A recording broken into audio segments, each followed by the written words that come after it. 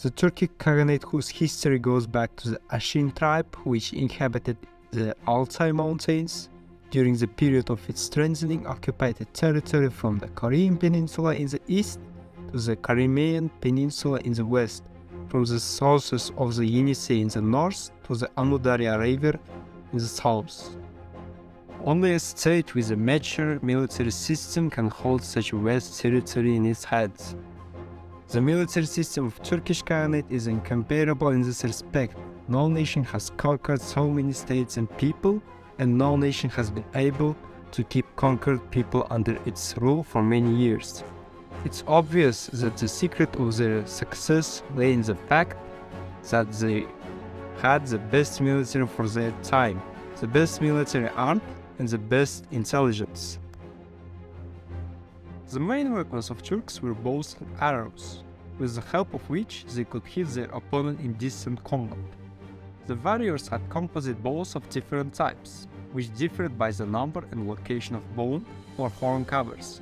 In terms of shoulder span, kibiti bows of ancient Turkic times were somewhat inferior to bows of preceding Han-Sarmatian era, but were notable for higher rates of fire and convenience of use in a maneuvering equestrian battle.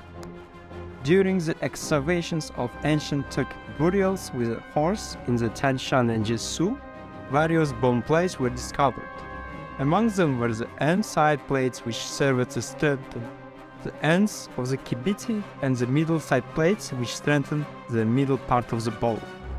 In the early Middle Ages, the typological diversity of iron arrowheads among the Turks significantly increased in comparison with the previous period. Three-bladed arrows were the leading group among the iron arrowheads of ancient Turks during the whole existence of ancient Turkic culture, in the second half of the first millennium Anno Domini. They had a three-beam in-section quill capable to rotate in flight. Some arrows had bone whistles on their shafts, which were made piercing whistle in flight. All these types of arrows were designed to shoot and defeat unprotected enemies' armor. In addition to three-blade arrows, Western Turks sometimes used arrows with flat iron tips to shoot at such targets. Flat iron tips appeared in the Hun's time, but were used very seldom. Such arrows became widespread during the development and late Middle Ages, when the Turkic nomadic tribes took over military domination in Central Asia. Flat irons are somewhat inferior to three-blade arrows in the ballistic characteristics, but they are much easier to make and have higher rate of flight, which is especially important in short-range shooting. Turkic warriors used armor and helmets for individual protection in combat. Their armor was mainly made of iron, although we can assume to the use of thick-pressed leather. They were assembled from relatively small parts fastened directly to each other.